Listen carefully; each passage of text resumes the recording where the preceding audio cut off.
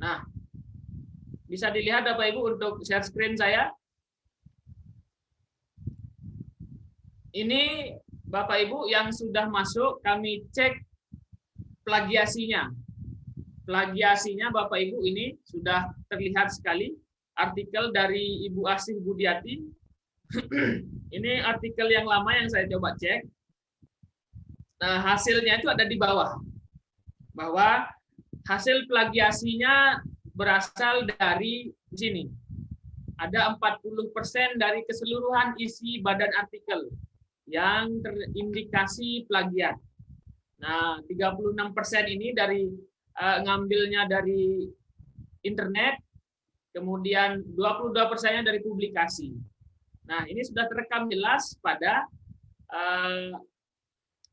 sistem cek plagiasi kita. Yang kita gunakan yaitu Turnitin, aplikasi yang paling recommended untuk melihat tingkat plagiasi dari karya tulis ilmiah kita. Nah, yang paling besar ini yang memang wajib Bapak Ibu harus parafrase gitu. Memang ini 40% ini sudah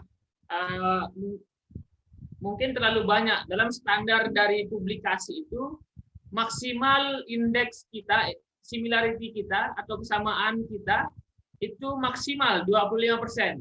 Kalau lebih dari 25% sampai dengan 50 itu Bapak Ibu harus revisi. Nah, revisinya itu Bapak Ibu bisa melihat pada hasil Turnitin tersebut. Nah, yang mana yang harus direvisi tentu yang lebih banyak gitu. Yang ini, yang 9%. Yang 9% ini yang harus direvisi, yang warna merah. Nah, kita coba lihat yang berwarna merah. Nah, yang warna merah agak pink-pink ini. Inilah yang Bapak Ibu atau Bu Asih harus revisi. Terutama paragraf-paragraf yang panjang-panjang yang diblok. Nah, ini. Artinya yang diblok banyak inilah yang Bapak Ibu harus parafrase atau diganti struktur kalimatnya. Mungkin ada yang sinonimnya atau diganti dengan kalimat tidak langsung. Nah, pembelajaran yang cenderung menghafalkan konsep-konsep. Kira-kira apa kata-kata atau kalimat untuk menggantinya tanpa menghilangkan maknanya. Atau diganti deh kalimatnya dengan kalimat kita sendiri sesuai dengan apa yang ada di teks ini. Tetapi diganti dengan kata-kata kita sendiri. Mungkin Bapak Ibu mengcopy paste ini dari internet. Nah, itu pasti akan ketahuan. Tidak akan tidak ketahuan. Lalu yang mana yang diblok panjang-panjang ini sebaiknya Bapak Ibu harus parafrase. Nah, seperti ini. Bowell and Camp 2002 halaman 6 berpendapat bahwa, nah ini kan Bapak atau Ibu Asih langsung mengcopy paste dari jurnal ataupun dari internet misalkan. Ini pasti akan ketahuan. Jadi Bapak Ibu caranya yaitu mengganti atau memparafrase kalimat ini sampai dengan masalah. Nah, Bapak Ibu silahkan Bapak Ibu baca pendapat dari Bowell and Camp ini, baca, kemudian Bapak Ibu renungi dan coba pahami apa sih yang disampaikan oleh Bowell and Camp ini. Nah, kemudian Bapak terjemahkan dalam bahasa sendiri, kemudian diketik dengan bahasa Bapak Ibu sendiri. Itu maksudnya parafrase untuk menghindari plagiasi. Oke. Jadi Bapak Ibu yang sudah di blok-blok ini, yang sudah ada tanda-tanda warna merah ini, itu yang harus Bapak Ibu ganti. Terutama yang diwarnain yang panjang-panjang ini. Oke. Lalu satu lagi yang ingin saya share screen. Satu lagi Bapak Ibu untuk mengupdate update dari referensi Bapak Ibu. Ya, saya akan izin share screen lagi. Nah, Bapak Ibu yang masih menggunakan sumber-sumber lama, mungkin karena ya keterbatasan akses atau keterbatasan buku sumber, Bapak Ibu silahkan sekali lagi saya tekankan cari referensi di Google ini sangat banyak sekali Bapak Ibu, supaya referensi-referensi yang Bapak Ibu tulis itu up to date gitu, yang terbaru. Bapak Ibu tinggal buka Google, kemudian ketik Google Scholar. Nah, ini Google Scholar Bapak Ibu. Kemudian enter. Nah, tinggal dilihat di sini Google Scholar. Tinggal diklik. Kemudian cari artikel atau e-book yang Bapak Ibu ingin cari di Google Scholar ini. Misalkan kita ingin cari artikel terkait dengan peningkatan atau peningkatan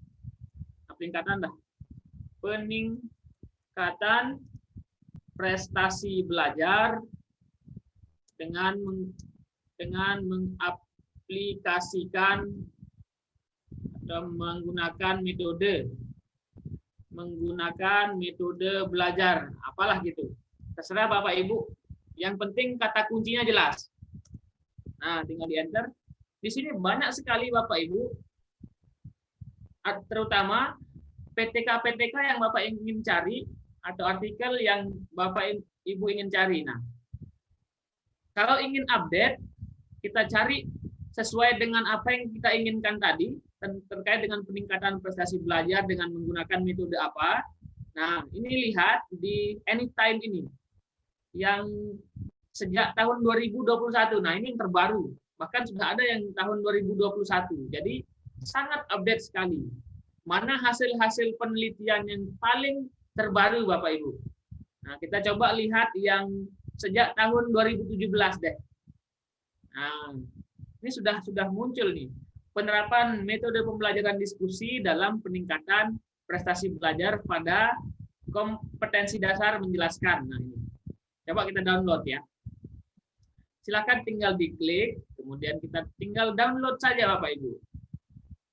Tinggal isi kuotanya, kemudian download deh artikel-artikel yang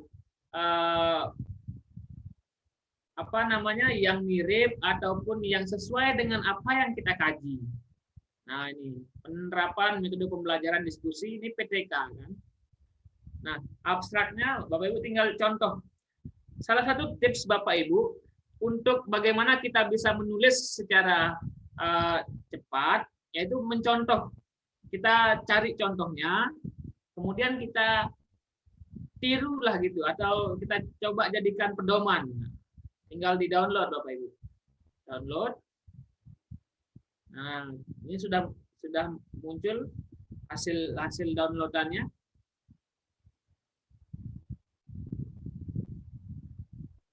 Oke, ini kita buka hasil downloadnya.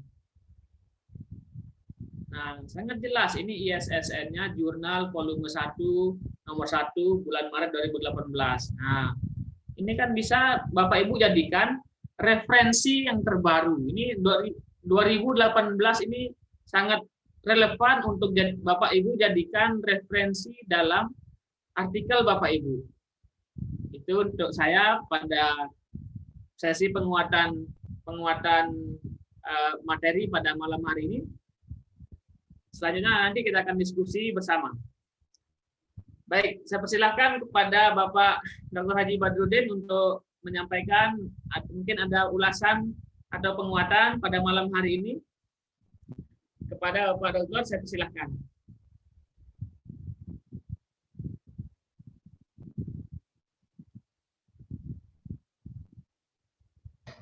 Terima kasih. Assalamualaikum warahmatullahi wabarakatuh. Waalaikumsalam warahmatullahi wabarakatuh. Selamat malam Bapak dan Ibu. Selamat malam Bapak. Baik. Bagaimana kabarnya, sehat semua ya? Ini yang sudah hadir, saya periksa dulu. Ini ada sudah 108 partisipan. Biasanya bergerak bertambah terus seiring waktu ya. Ini juga malam Jumat ya. Biasanya bagi sebagian orang masih beraktivitas, ada pengajian. Baik. Bapak dan Ibu, saya ingin menambahkan beberapa poin terkait dengan penilaian karya tulis ilmiah guru ya, tentunya selain PTK juga, karena di dalam WA Group selalu ada pertanyaan-pertanyaan terkait dengan karya dari para guru. Baik, pertama saya ingin menambahkan beberapa hal yang belum dibahas ya. Misalnya tentang makalah presentasi pada forum ilmiah. Bapak dan Ibu bisa membuat makalah untuk presentasi di forum ilmiah. Bisa di forum ilmiah itu bentuknya makalah atau proceeding. Kalau ikut konferensi itu sering disebut proceeding ya, padahal substansinya artikel juga, tapi nanti outputnya itu karya Bapak Ibu berbentuk proceeding.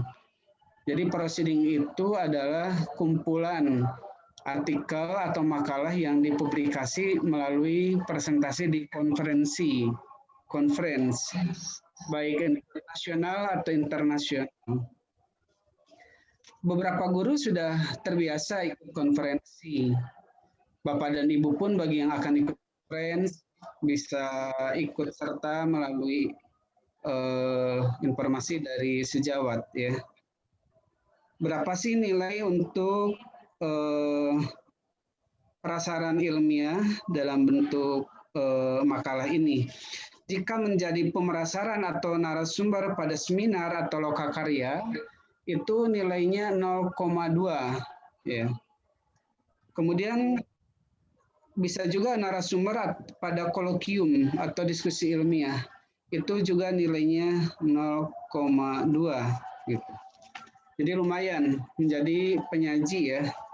Jadi kalau kita melihat bahwa poin-poin ini adalah kecil, memang demikian adanya Bapak dan Ibu. Kemudian kenapa ya ada makalah yang sering ditolak? Nah, ini ada beberapa catatan yang harus kita samakan persepsinya. Pertama, makalah atau proceeding itu tidak mendapat nilai karena tidak berkaitan dengan masalah pada bidang pendidikan formal pada satuan pendidikan yang sesuai dengan tugas guru yang bersangkutan. Nah, ini harus diperhatikan. Misalnya ada orang mengajak Bapak dan Ibu berkolaborasi untuk conference dengan outputnya adalah makalah yang dimuat di proceeding. Pastikan keterlibatan Bapak Ibu itu sesuai profesi, sesuai tupoksi Bapak dan Ibu. Kalau artikel atau makalahnya membahas hal-hal di luar bidang tugas Bapak dan Ibu, misalnya terlalu umum, ya, itu tidak berkaitan dengan tugas guru yang bersangkutan, maka itu ditolak, walaupun itu proceeding atau makalah. Nah, pengalaman saya, Bapak dan Ibu, sering menemukan guru mengajukan makalah nih. Kenapa ya umumnya ditolak? Pertama, sistematikanya hanya 3 bab. Kita sudah share di grup, minimal kan lebih dari 3 bab ya. Ada bab 2 teori, bab 3 tentang temuan dan pembahasan, bab 4 simpulan. Rata-rata guru mengajukan makalah itu hanya 3 bab. Pendahuluan, pembahasan, penutup. Nah, itu pasti ditolak dari segi sistematika. Kedua, dari segi kajian. Kajiannya terlalu umum, bukan tupoksi. Misalnya sekarang ini kita berbicara pendidikan dalam konteks otonomi daerah misalnya. Itu terlalu umum, ditolak, tidak sesuai tupoksi. Kalau Ibu misalnya guru biologi, ya bicaralah tentang biologi. Kalau Bapak misalnya guru fisika, bicaralah tentang fisika. Kalau guru PKN, bicaralah tentang PKN. Jadi makalah pun harus sesuai tupoksi. Kemudian eh, tidak dilengkapi dengan bukti fisik, ya. Jadi kalau Bapak Ibu membuat makalah ataupun artikel untuk proceeding, harus ada bukti fisiknya, yakni apa?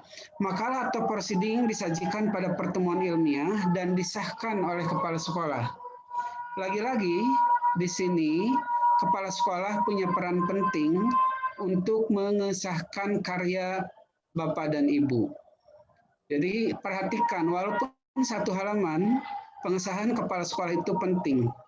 Kemudian surat keterangan dari panitia seminar dalam bentuk sertifikat atau piagam dari panitia pertemuan ilmiah. Panitia conference misalnya, kalau Ibu Bapak ikut konferensi, maka ada sertifikat sebagai narasumber conference. Kalau peserta ya peserta conference. Nah, atau seminar. Jadi harus ada sertifikat dari panitia dan makalahnya disahkan oleh kepala sekolah. Kemudian ada juga yang ditolak karena dilaksanakan pada pertemuan ilmiahnya yang tidak memenuhi syarat, gitu ya. Jadi ada syarat-syarat khusus untuk melaksanakan pertemuan ilmiah. Pertama tentang level, kepanitiaan, peserta, dan lain-lain. Kemudian harus jelas waktunya, kapan waktu penyajiannya. Kalau Ibu Bapak menyebut menjadi pemerasaran, narasumber, penyaji, kapan itu waktunya? Harus jelas. Jadi kalau mengklaim narasumber, tapi waktunya nggak jelas, siapa yang mau percaya gitu ya. Kemudian penyaji makalah dalam proceeding dinyatakan disajikan melalui sistem paralel dengan jumlah penyaji yang cukup banyak, maksimal 3 orang pada suatu kelompok. Juga tidak jelas berapa jumlah peserta pada setiap kelompoknya. Nah, kalau tidak jelas jumlah peserta maka ditolak. Nah, kemudian laporan hasil penelitian Bapak dan Ibu. Ini hanya sekedar untuk menyamakan persepsi tentang wawasan kita tentang publikasi hasil penelitian. Banyak sekali hasil penelitian dan sudah dibahas, jadi saya tidak mengulang. Sekarang berapa nilai untuk karya tulis atau angka kredit laporan hasil penelitian? Jika laporan hasil penelitian Bapak dan Ibu disusun dalam bentuk buku dan ber-ISBN, jadi Bapak Ibu ini banyak loh yang penelitiannya dibukukan. Bahkan ada hasil PTK, PTS pun dibukukan ada. Nah, jika hasil penelitian dibukukan, kemudian ber-ISBN, nomor ISBN itu dikeluarkannya oleh Perpustakaan Nasional ya. Kemudian disayembarakan, misalnya maksud saya termasuk dinilai juga oleh BNSP, BSNP, Badan Standar Nasional Pendidikan. Nah, kalau lolos di BSNP, kemudian bukunya ber-ISBN, maka dapat poin 4, Bapak Ibu, besar. Kemarin kita baru bicara angka 3. Tapi buku bisa sampai poinnya 4. Jika bagaimana? Selain ISBN, bukunya mendapat legislasi dari BSNP. Jadi lolos di BSNP. Saya pernah menilai buku untuk layak atau tidak layak untuk BSNP. Agak banyak sekali Bapak Ibu. Yang dinilai itu pertama adalah menyangkut desain grafis. Kemudian menyangkut isi. Kemudian konteks pembelajaran. Nah, buku-buku yang lolos BSNP itu bisa dipastikan buku berkualitas. Penilainya saja tidak satu orang, kan 3 bidang. Ada bidang pembelajaran, ada bidang ahli, atau ada bidang desainer grafis. Nah, gitu. Kemudian kalau dinyatakan lolos, maka baru nanti dia akan mendapat cap dari BSNP. Nah, ini sekedar wawasan saja. Jadi tanpa Bapak Ibu sebagai penulis tahu setiap buku yang diterbitkan oleh para penerbit itu nanti akan masuk di BSNP dan akan diberi legitimasi oleh BSNP. Nah, kalau sudah begitu dapat poin 4. Kemudian kalau hanya ISBN tapi tidak ada cap BSNP begitu ya. Nah, misalnya berupa tulisan artikel ilmiah dimuat di jurnal ilmiah tingkat nasional yang terakreditasi dan jurnal internasional yang bereputasi. Sebentar, kalau hanya buku ber-ISBN, tadi saya bilang, tidak BSNP, itu poinnya hanya 3. Itu sama dengan artikel yang ditulis di jurnal tingkat nasional yang terakreditasi dan jurnal internasional bereputasi. Kemarin pertemuan sebelumnya, Pak Dr. Muhammad Soehari berbicara tentang jurnal terakreditasi. Ya. Nah, di Indonesia ini akreditasi jurnal itu yang sudah-sudah itu ada oleh Ristek Dikti, namanya Sinta. Nah, sekarang untuk pendidikan kan ditarik di Kemendikbud. Nah, misalnya akreditasi Ristek Dikti itu ada Sinta 1, 2, 3, 4, 5, 6. Dan memang kalau bagi dosen itu nilainya tinggi, sekedar pembanding. Misalnya, nasional sudah 10, kemudian levelnya Sinta 3 dan 4 misalnya 15, Sinta 2 poinnya 25. Tapi bagi guru, jurnal yang dimuat di artikel yang dimuat di jurnal sekarang kan di Pak Dr. Soehari misalnya dikirim nih. Nah, itu kan baru nasional. Nah, kalau sudah terakreditasi nilainya itu bisa 3. Lah kalau belum terakreditasi berarti nilainya itu di angka 2. Tapi kalau provinsi di angka 1,5, 1,5. Jadi jurnal dipublikasinya oleh lembaga penerbitnya tingkat provinsi, misalnya perguruan tinggi, itu 1,5. Kalau hanya nasional, kalau hanya ISSN maksud saya, kemudian nasional, penerbitnya nasional nilainya 2. Tetapi kalau sudah terakreditasi jurnalnya nilainya 3. Nah, sekarang Bapak dan Ibu yang penting berjuang saja membuat artikel jurnal. Jadi jangan terlalu menjadi beban terakreditasi atau belum. Hanya beda di poinnya beda dikit deh. 1,5, 2, sampai 3. Termasuk pada jurnal internasional yang bereputasi. Kalau dosen, jurnal internasional bereputasi itu ini sekedar pembanding saja, nggak usah ngiri juga. Karena kebutuhan KTI-nya tinggi. Kalau di dosen, dalam konteks Tridharma ada pendidikan, penelitian, pengabdian. Nah, kalau di guru kan kebutuhan KTI-nya tidak gede, tidak besar ya. Sebagai contoh sering saya ungkap, 4A ke 4B, KTI hanya 12 poin. Jadi nggak mesti banyak-banyak begitu. Nah, kalau artikel dimuat di jurnal internasional bereputasi, misalnya Bapak Ibu nulis artikel, kemudian terindeks Scopus, ya. Ada juga sebenarnya kalau di Malaysia ramainya itu ICI, itu Indexing Copernicus. Atau WOS itu Web of Science. Kalau di Indonesia senangnya itu Scopus. Nah, yang bereputasi internasional itu terindeks Scopus misalnya, atau terindeks Thomson Reuters misalnya. Pak, ini istilahnya baru dengar. Nggak apa-apa, Bapak Ibu harus dengar. Ini hebat yang ikut di grup. Kalau nggak pernah ikut di grup, nggak pernah dengar, sayang kan. Jadi sudah mulai bergaul dengan dunia karya tulis yang ikut ini. Kan. Kalau nggak masuk, nggak ikut sekarang, kan nggak dengar istilah itu, awam banget gitu. Jadi indexing internasional itu yang ramai hari ini, ada Thomson Reuters, ya, kemudian ada Scopus, kalau di Malaysia senangnya ICI, ya, dari Copernicus, dan atau indeksingnya WOS, dan macam-macam indexing itu banyak ya. Nah, bagi guru kalau indeksingnya adalah dimuat di jurnal internasional bereputasi, maksud saya itu nilainya 3 gitu. Nah, kalau begitu Bapak Ibu sekarang punya rumus. Kalau Bapak Ibu punya artikel jurnal, berapa ya nih nilainya? Kalau dimuat di Pak Dr. Muhammad Soehari di jurnal beliau, itu kan tingkat provinsi ya, NTB misalnya. Ya minimal itu sudah 1,5 deh. Tapi kalau dilihat Pak Dr. Muhammad Soehari ini asosiasinya adalah tingkat nasional, dan ini asosiasi misalnya kolaborasinya adalah tingkat nasional. Bagaimana sih cirinya tingkat nasional? Pertama, sumber tulisannya mewakili kenusantaraan. Para penulisnya dari seluruh provinsi, misalnya gitu, itu juga menjadi penciri. Kedua, reviewernya siapa? Reviewernya dari beberapa wilayah Nusantara. Ada yang mewakili misalnya dari Sabang, ada yang mewakili dari Merauke misalnya, atau mungkin dari Jawa, dari Sumatera, dan dari kepulauan lain. Jadi kita bisa melihat kenasionalan jurnalnya Pak Dr. Muhammad Syahri itu dilihat dari Mitra Bestari atau reviewernya, dilihat dari sumber penulisan atau para penulisnya, itu bisa kita klaim. Atau dari asosiasi beliau ini kan memang sudah nasional misalnya. Kalau menurut penilai itu masuk di nasional, maka nilainya 2. Tapi kalau menurut penilai jurnalnya dianggap provinsi, maka nilainya 1,5. Nah, kalau Bandung tah. Nah, kalau jurnalnya internasional itu Bu Marlina tahu orang Sunda suka bilang tah gitu. Nah, padahal maksudnya nah gitu. Kalau itu internasional nggak gede-gede amat Bapak Ibu nilainya 3. Kenapa saya kok nyatakannya dengan sedikit peyoratif?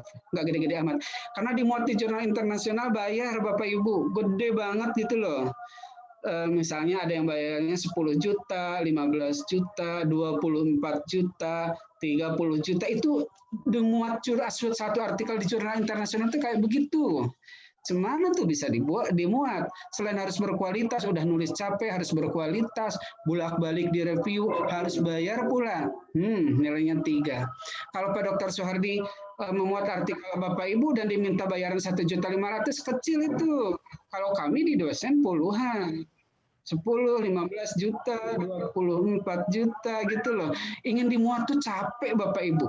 Sudah capek nulis, capek direview, bolak-balik, harus bahasanya bahasa internasional, bahasa Inggris misalnya ya. Dan bayarnya mahal. Kalau guru ikut-ikutan juga itu nilainya 3 gitu. Tapi kan wibawa Bapak Ibu naik, ter-up gitu. Penulis artikel jurnal internasional bereputasi. Mau kolaborasi dengan Pak Dr. Muhammad Syahri, daftar ke beliau tuh. Tapi kalau saya tidak berhenti, ini ingin memotivasi saja ke Bapak Ibu. Nggak berhenti. Setiap bulan saya selalu harus publikasi.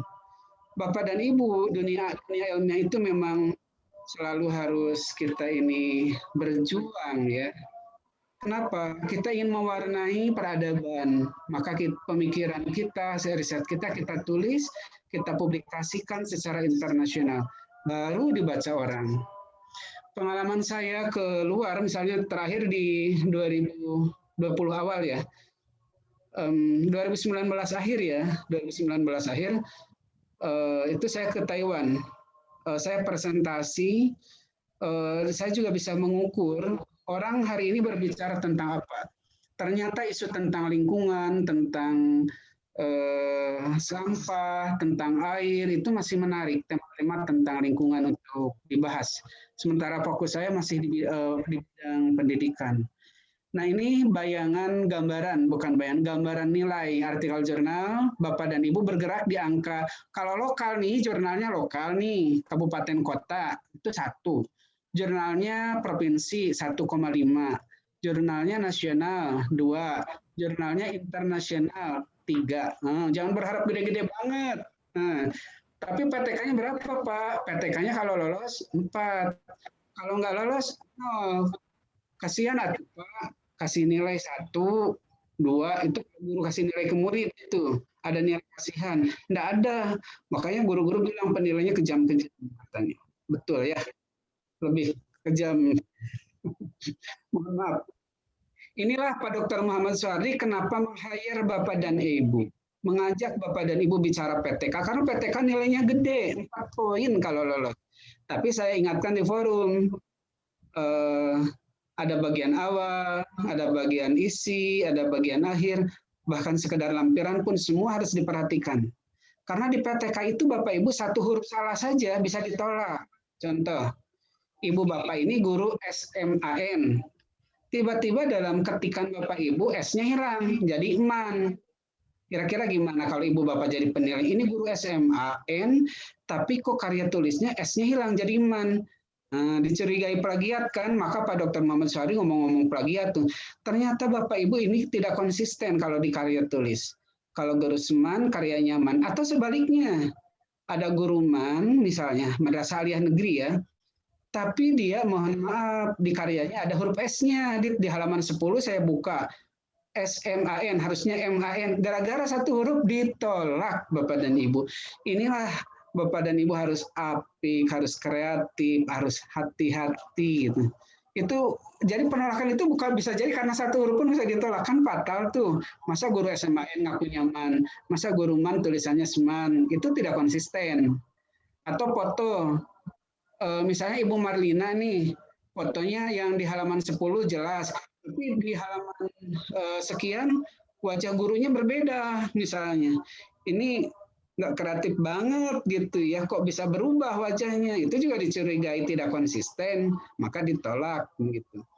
Maka saya ingin menyampaikan, seendaknya kalau itu memang karya guru, dia tahu betul tentang apa yang dia tulis. Jadi saya ingin memotivasi Bapak dan Ibu, apa yang Bapak Ibu tulis dan omongkan tentang kelasnya itu lebih baik daripada mengutip karya orang dan berpandangan, mengutip dalam pengertian Cipla ya, dan berpandangan tulisan orang lebih bagus, belum tentu juga. Yang penting Ibu Bapak paham sesuai ilmunya. Nah itulah tentang komposisi nilai untuk artikel jurnal. Tapi mengapa ya sekarang ini dimotivasi untuk menulis artikel jurnal? Karena ini bagian dari kita sharing informasi, ya.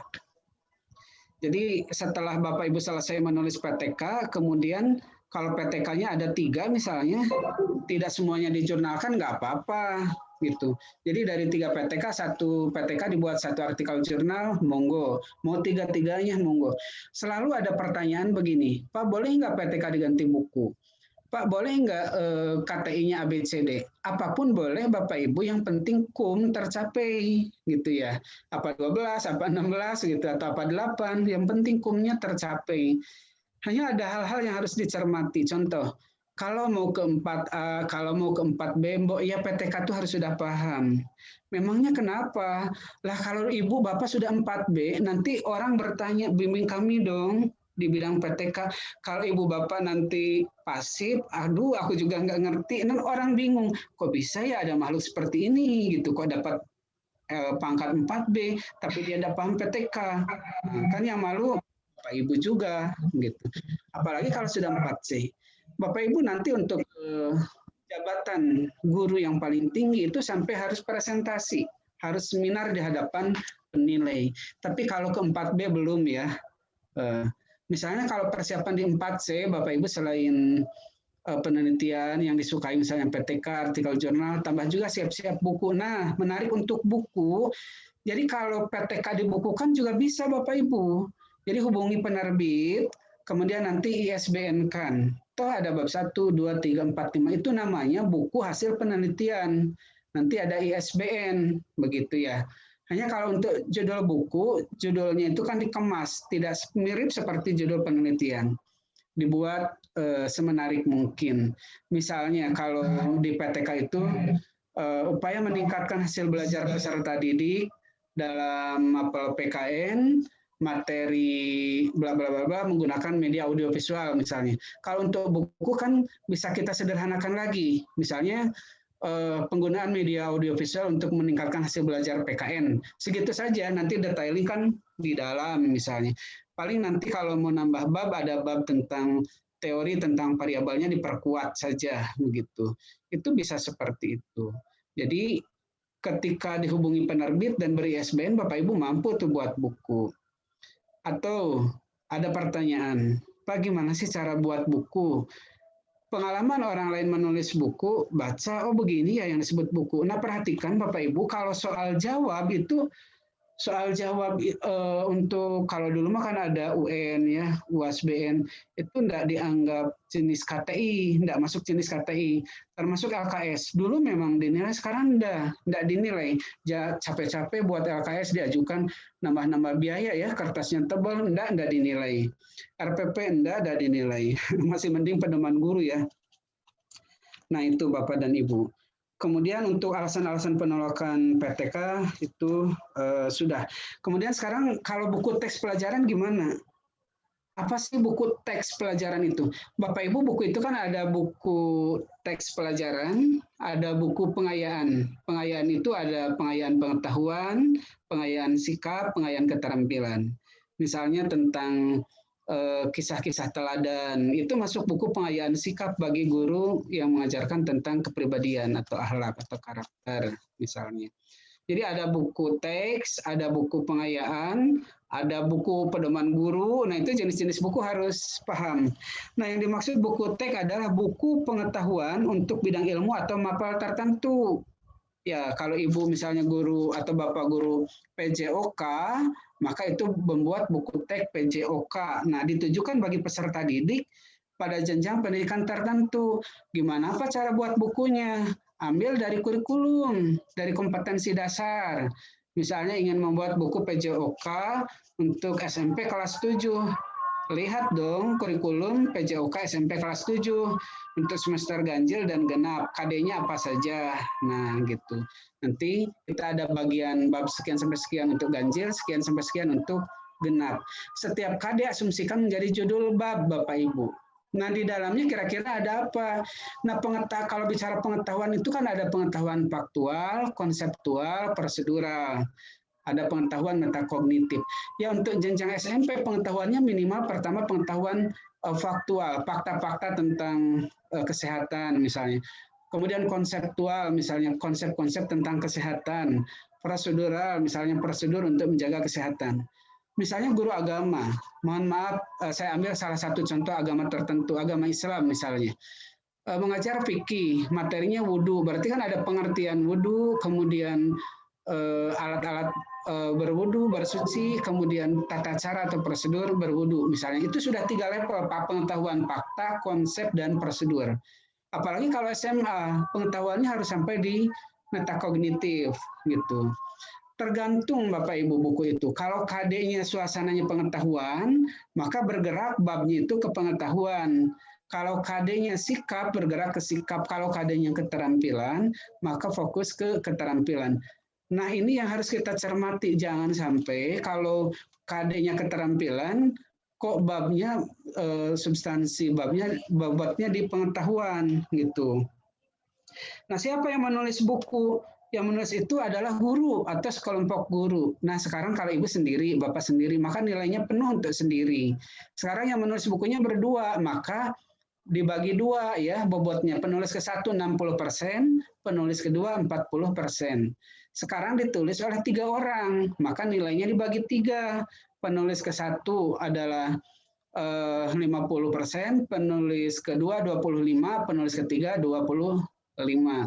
Kalau 5 orang, yang kelima nggak dapat nilai, gitu. Jangan mau ya, penulis terakhir kelima, ke-1, ke-2, ke-3 masih dapat nilai. Ya kalau sampai 4 orang kira-kira gini deh, 40 untuk persen penulis ke-1, nah 60%-nya untuk penulis kedua, ketiga, keempat dibagi 20, 20, 20. Kalau sudah kelima nggak ada hitungannya deh. Jadi maksimal di 4 orang ya kalau menulis buku ya. Kemudian kalau nilainya berapa? Ada kalau buku pelajaran yang lolos BSNP itu nilainya tinggi banget, melampaui PTK. Nilainya 6. Buku teks ya, buku teks pelajaran. Kemudian selain ber-ISBN ada cap BSNP. Itu nilainya 6 Bapak dan Ibu. Keren kan? Tapi kalau buku teks pelajaran hanya ISBN dan umumnya seperti ini, hanya ISBN karena untuk dicap BSNP itu berat ya. Berat itu bagi yang belum paham kriteria kadang dia selalu ada kekurangan. Ada kekurangan dikit saja tertolak untuk bercap BSNP. Contoh gini deh. Ada gambar di buku, kalau lagi dinilai nih, tapi sumber gambarnya tidak disebut, apa dari internet atau dari mana, itu menjadi sebuah kesalahan, tidak jujur. Nah itu tidak mungkin bercap BSNP, hanya sekedar seperti itu saja. Atau salah ilustrasi misalnya, kegiatannya bersifat kegiatannya di bidang A, ilustrasinya tentang C, itu tidak nyambung, itu juga yakin nggak akan bercap BSNP. Nah, paling banter buku teksnya itu hanya ISBN. Nah, kalau hanya ISBN nilainya 3. Kemudian buku pelajaran yang dicetak oleh penerbit ada tapi belum ber-ISBN.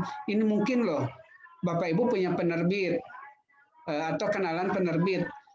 Nggak ber-ISBN, entah males, entah gimana, pokoknya nggak ada ISBN-nya gitu deh. Dapat nilai juga lumayan. Berapa itu? 1 nilainya, gitu. Ya, itu sudah di atas modul, sudah di atas diktat. Karena modul 0,5 1 semester. Tapi kalau untuk 2 semester 1, diktat 0,5 1 semester, kalau 1 tahun ya berarti 1. Tapi Bapak dan Ibu, nilai modul pun ada variatif. Pertama, modul dan diktat yang digunakan di tingkat sekolah itu 0,5. Tetapi kalau yang digunakan di tingkat kota atau kabupaten itu nilainya 1. Misalnya ada legitimasi dari Disdik kota kabupaten atau dari Kemenag kota kabupaten bahwa itu digunakan untuk tingkat kabupaten. Nah, itu recognize tingkat kabupaten dong, maka nilai modul dan diktatnya itu naik menjadi 1. Kemudian modul dan diktat yang digunakan di tingkat provinsi, misalnya Bapak Ibu kan aktif nih di KKG, di MGMP tingkat provinsi.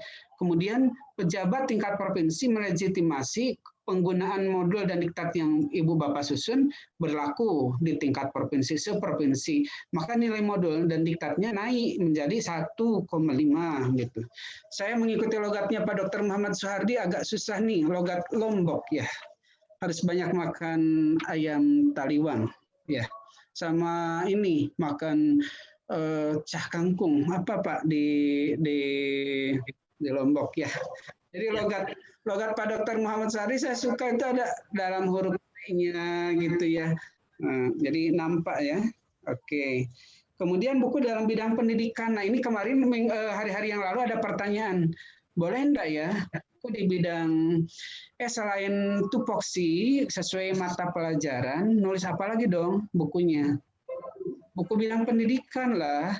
Nah kalau buku bidang pendidikan itu seperti kami di perguruan tinggi menulis buku-buku. Misalnya saya menulis buku dasar-dasar manajemen misalnya. Ini diterbitan oleh Alfabeta. Boleh dicek nanti di Google ya. Misalnya menulis nama saya, Badrudin, misalnya judul bukunya Dasar-Dasar Manajemen. Itu terbit di Alfabeta, sudah cetakan kelima. Alhamdulillah bestseller. Itu kan buku bidang pendidikan.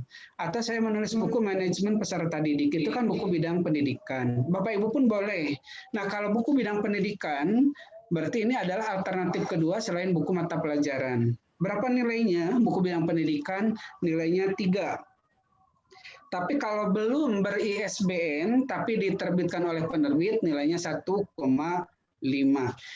Ya, sepengetahuan saya selama itu diterbitkan oleh para penerbit, sangat mudah kok mendapatkan ISBN. Ya, halo, Ibu dari Brebes ini, Ibu Herawati ya, bisa menyimak ya.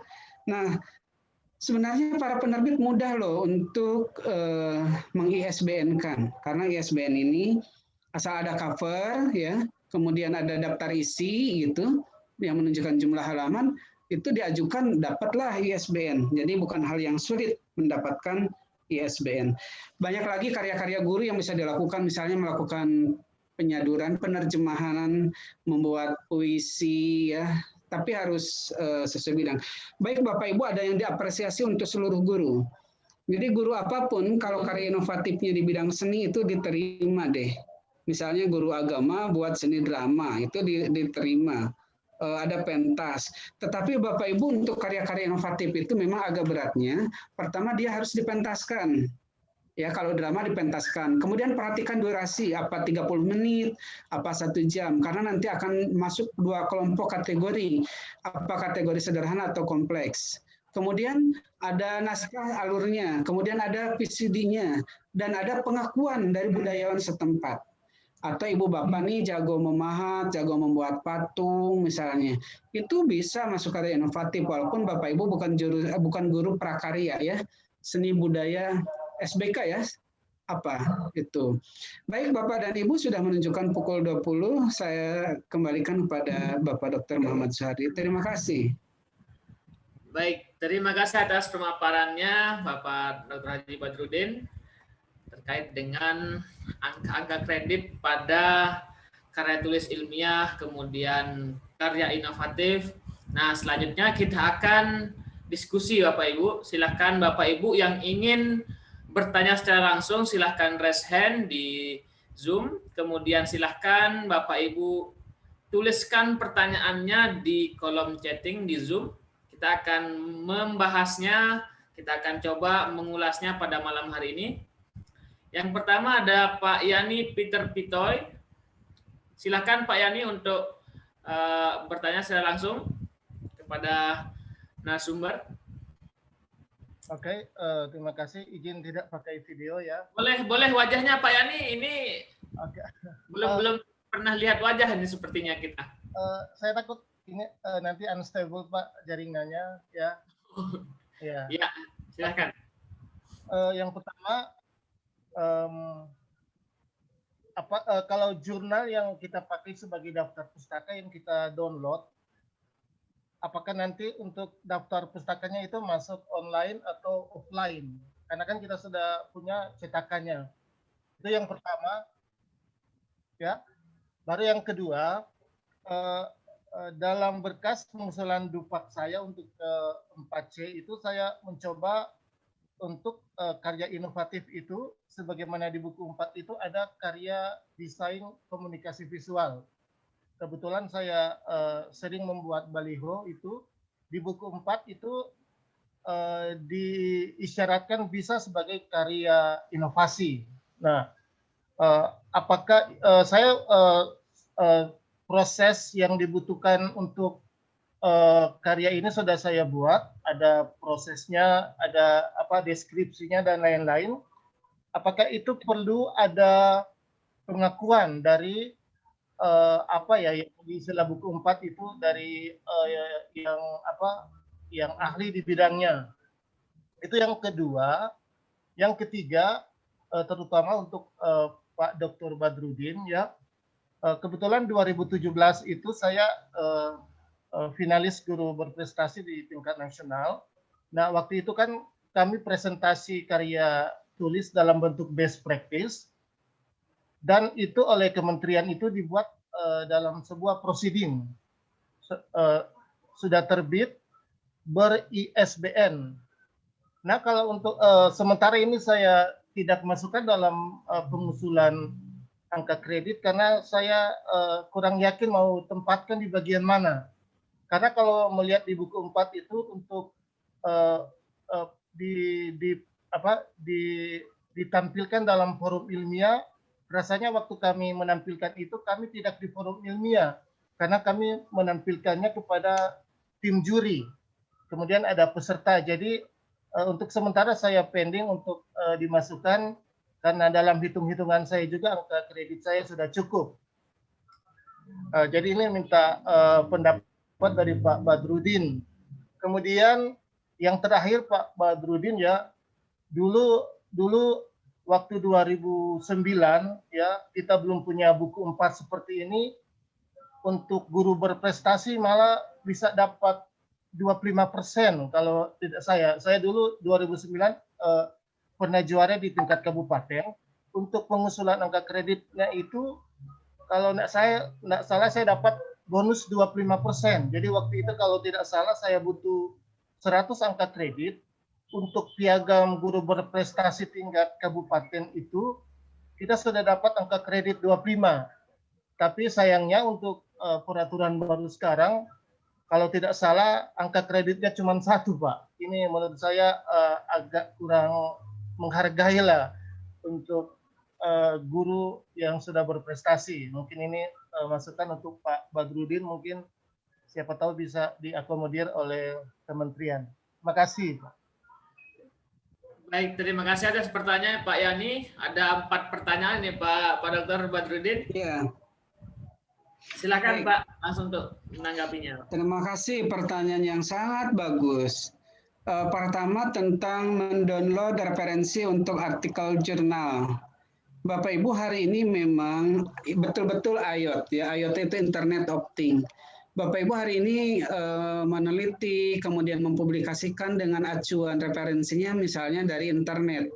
Apa yang dilihat dari internet, misalnya Bapak Ibu membuka Google atau Chrome, kemudian kalau lagi menulis artikel jurnal tentang materi tertentu, Bapak Ibu ketik saja artikel jurnal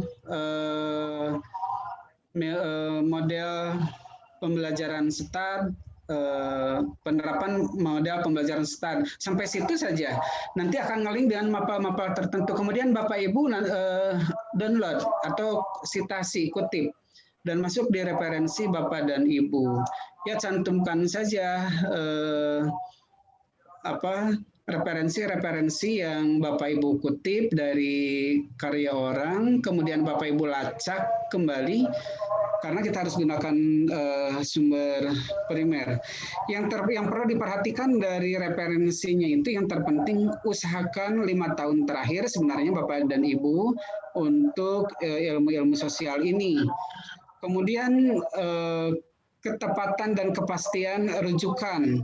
Benar nggak kita menyebut dari buku si A di halaman sekian? Coba dicek and recheck begitu. Kemudian untuk jurnal ini nanti dari pengelola ini kan ada teknik tersendiri ya, misalnya dengan Mendeley atau Jotero. Jadi nanti dengan sendirinya akan diminta oleh para pengelola jurnal kalau penunjukan referensinya belum benar begitu. Untuk di satu saja yang salah minta diperbaiki atau ada saja misalnya mengutip dari buku A dan buku B tapi tidak ada di daftar pustaka akan diminta dilengkapi.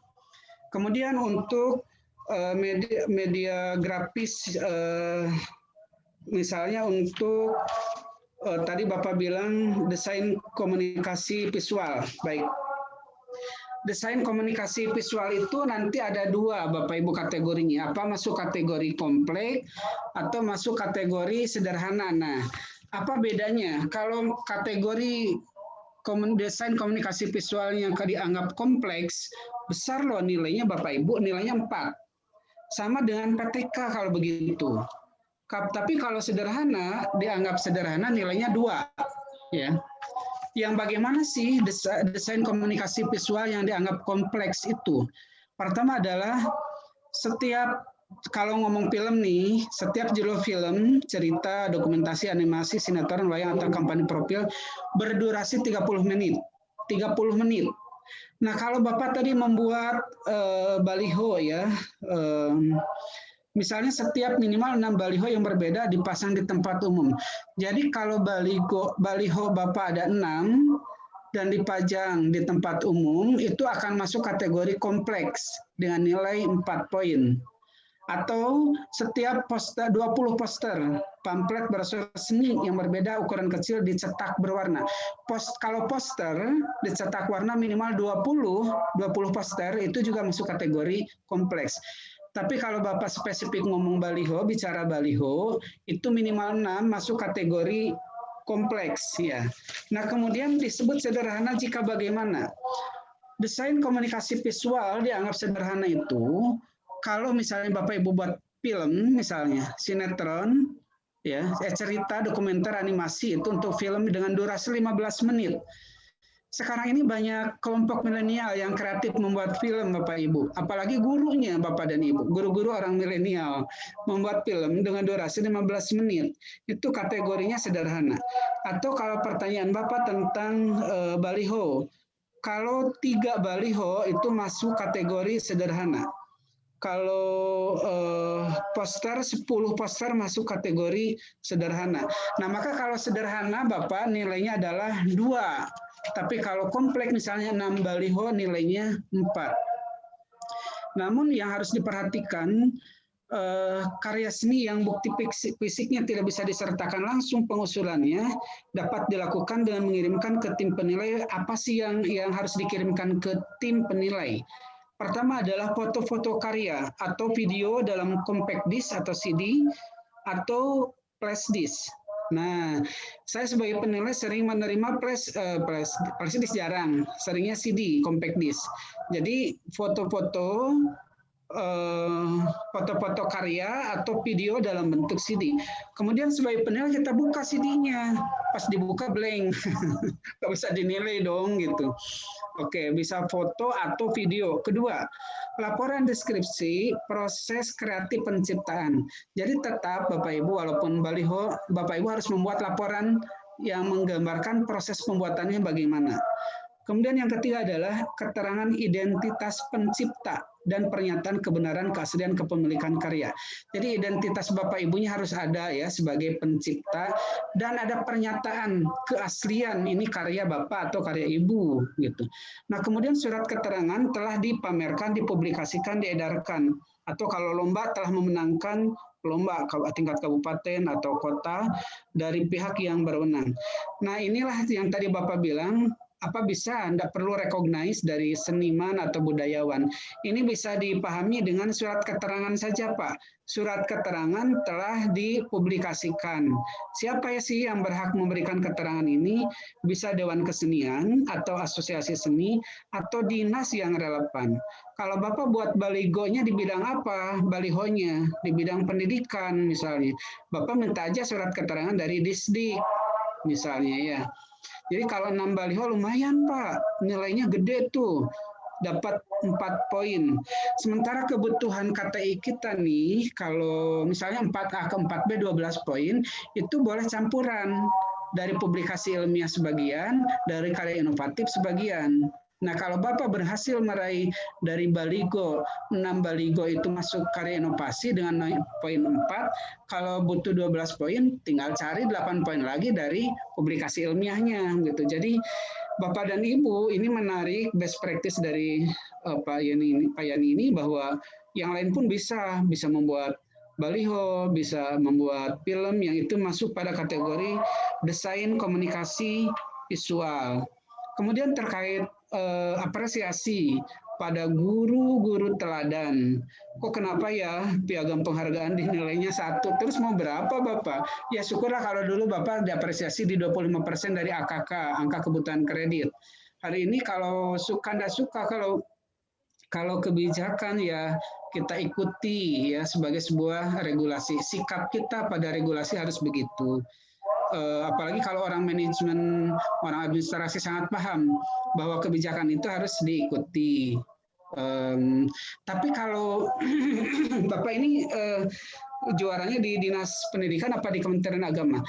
Di Kementerian Agama ini kemarin terakhir yang guru berprestasi atau guru teladan nasional ini sempat juga dikasih award-nya itu jalan-jalan ke luar negeri ya. Ada yang terakhir misalnya ke Finland seperti itu. Ya, jadi harus dikasih bonus. Saya setuju dengan usulan Bapak. Ini harus dikasih bonus. Guru-guru berprestasi, guru-guru teladan, diajak jalan-jalan lah. Tapi kalau musim COVID, mungkin gurunya yang tidak mau. Mending dikasih PT ya, kasih duit 20, berapa? 50, 25, 75, senang lah guru. Saya senang Pak, kalau saya akan ada di posisi Bapak, saya senang kalau guru-guru hebat, guru-guru teladan itu mendapat apresiasi. Bukan hanya selembar piagam, tapi sesuatu yang memberikan kesan mendalam. Demikian, senang sekali pertanyaannya, bagus, keren-keren, luar biasa. Monggo Pak Dr. Muhammad Sardi. Baik, terima kasih atas jawabannya. Wah, ini apa Bapak Radi Badrin semangat sekali ini sampai nggak putus-putus ini untuk menjelaskan.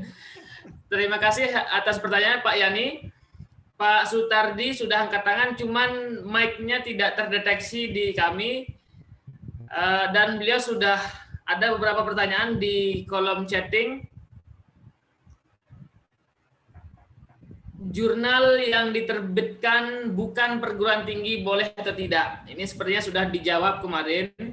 Boleh Bapak Sutardi, asal jurnalnya diterbitkan oleh lembaga yang memiliki badan hukum, kemudian memiliki ISSN, tingkatannya silahkan dipilih mau menerbitkan jurnal yang tingkat nasional, tingkat internasional, ataupun yang mana. Ada pertanyaan Pak dari Pak Sutardi lagi, saya akan Pak Dokter, jika jurnal sudah 4 tahun yang lalu, boleh tidak? Saya 4B sejak 2009. Wah, ini udah lama sekali. Jurnalnya 4 tahun yang lalu, kemudian 4B-nya sejak tahun 2009, berarti sekarang mau ke 4C 2020. Pak Sutardi lagi, kalau dalam bentuk, ini beliau punya buku, tetapi bukunya hanya tinggal fotokopian. Buktinya untuk pengajuannya apa saja. Silakan Pak Dokter, apa boleh gitu? Iya. Baik. Buku fotokopian silakan Pak, boleh dipakai.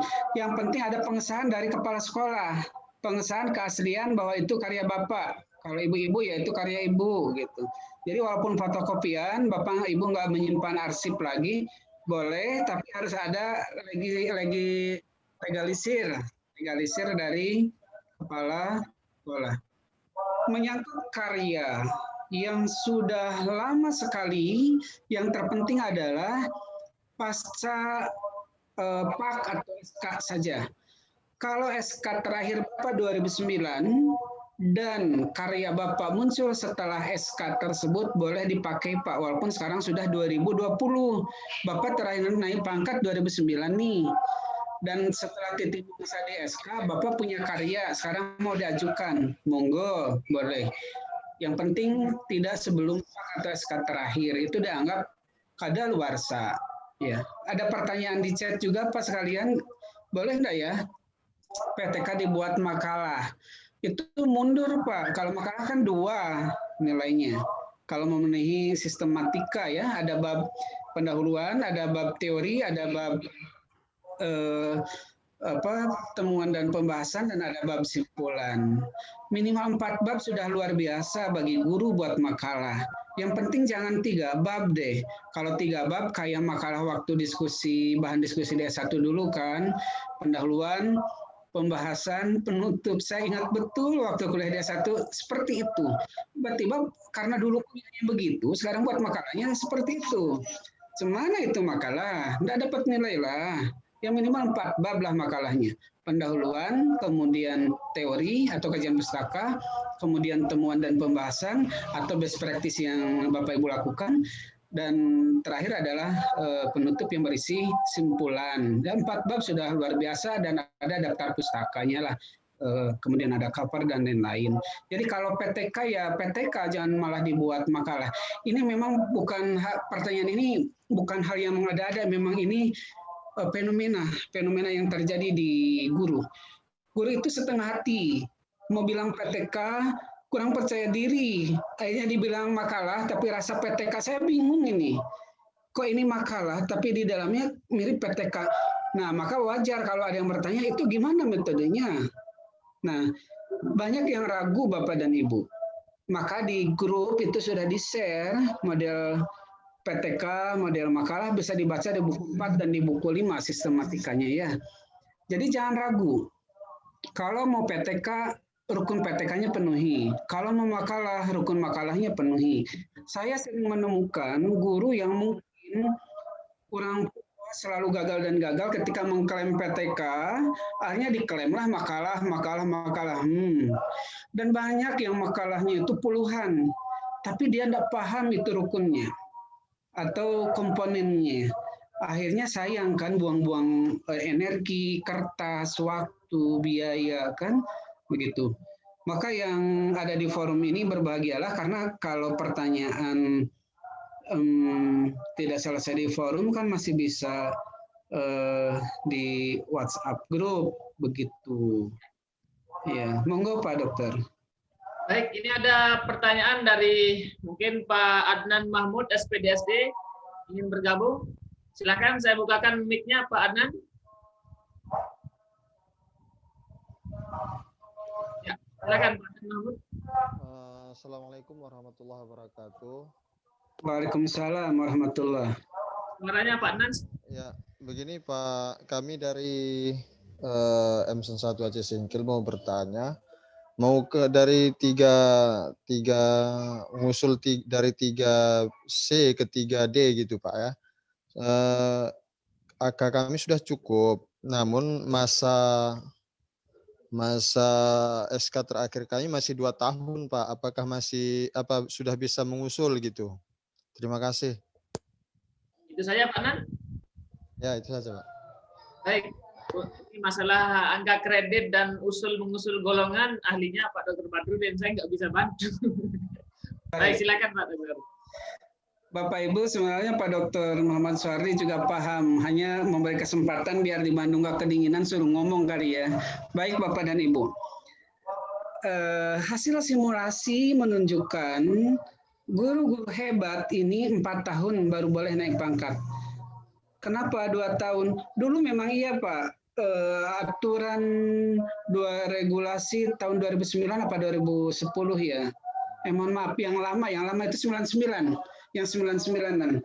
Itu 2 tahun itu bisa, tapi regulasi yang terbaru itu terutama pasca Permendikbud RB 16 2009 sama Permendiknas 35 2010 ya.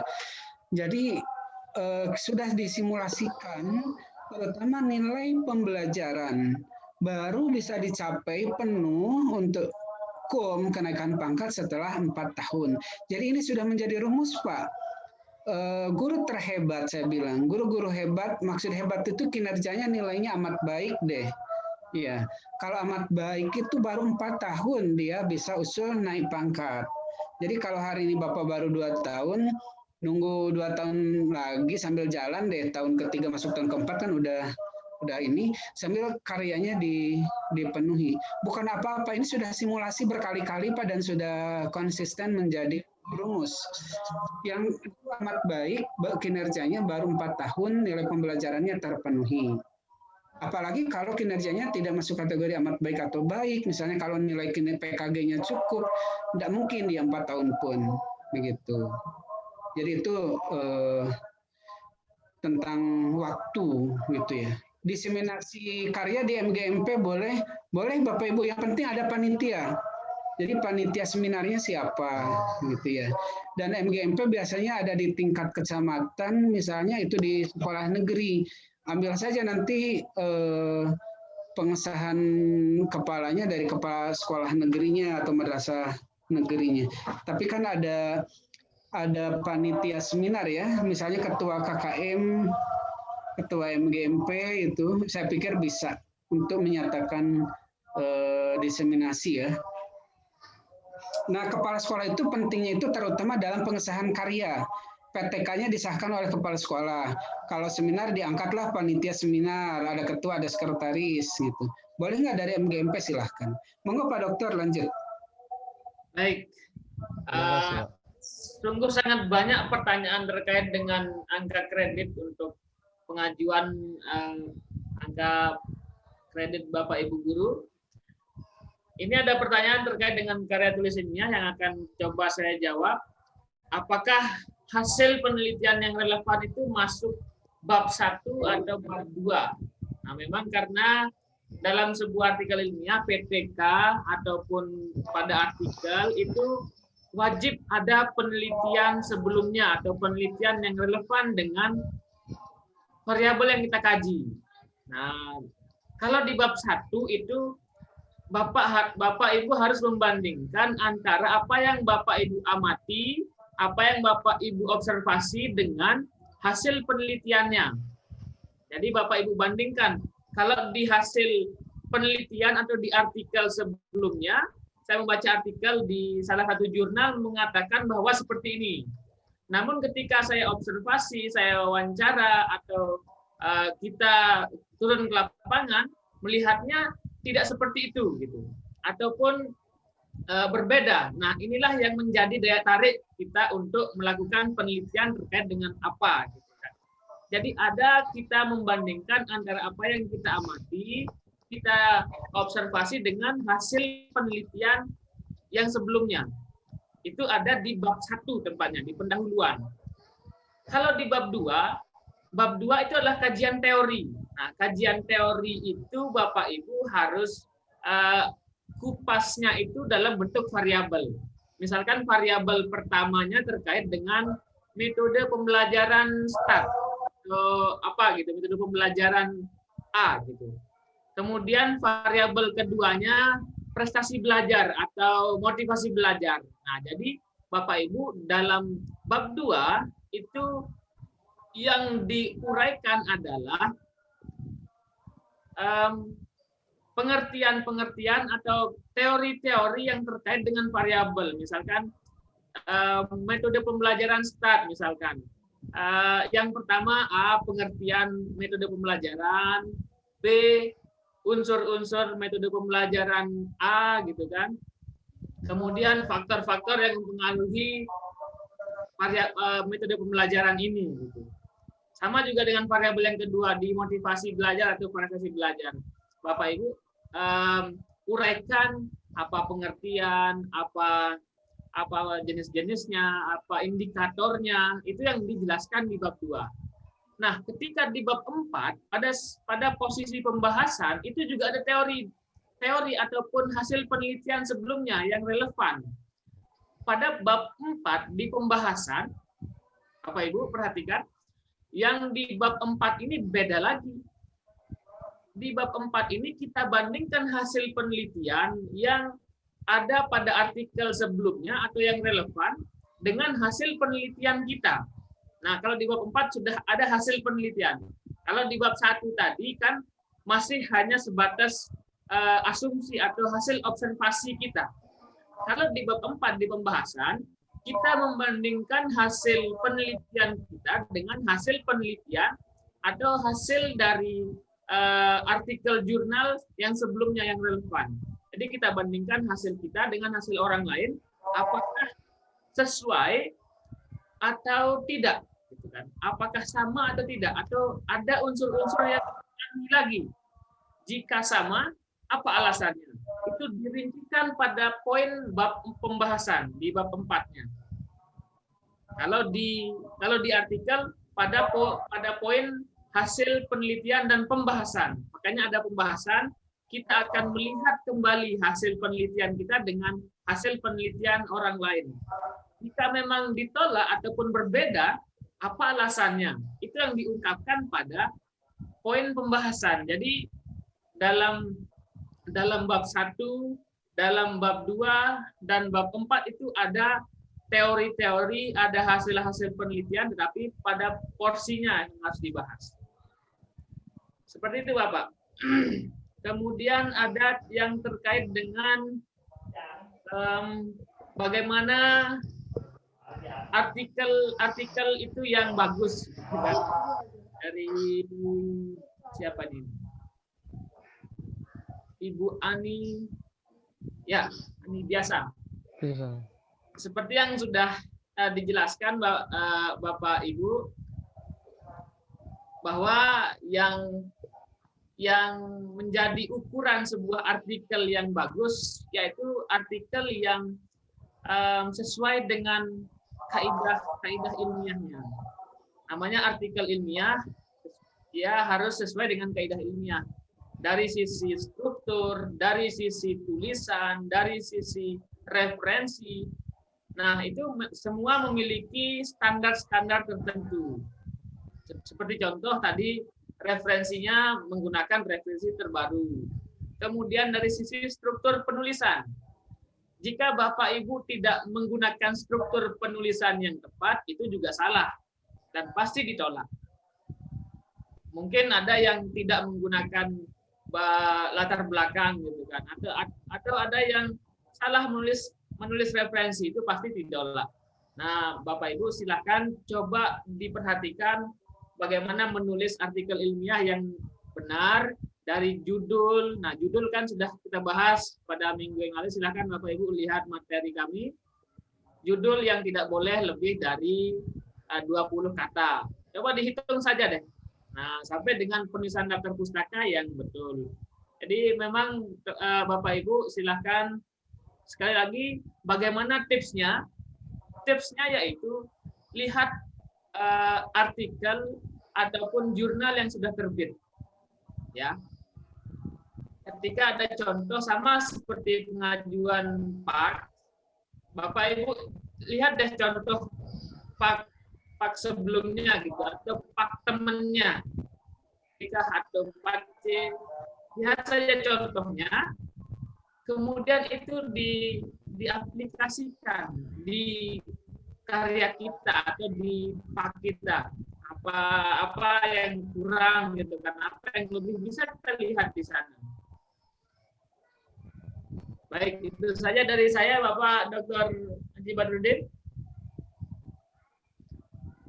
Silakan Bapak Ibu yang ingin bertanya secara langsung bisa raise hand. Mungkin kalau di via chatting memang sudah banyak. Silakan Bapak Ibu yang ingin menyampaikan langsung pertanyaan-pertanyaannya. Nah, ini ada Pak Sutardi nih, sudah raise hand. Silakan Pak Sutardi.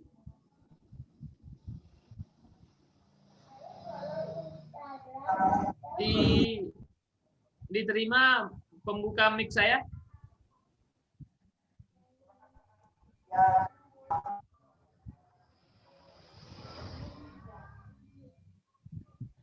Ya, sudah. Silakan Pak Sutardi.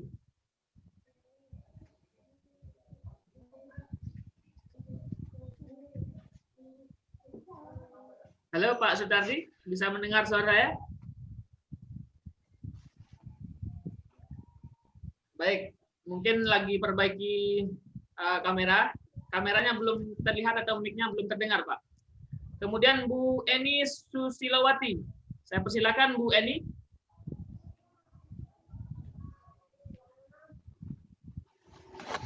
Iya, Assalamualaikum Bapak. Waalaikumsalam.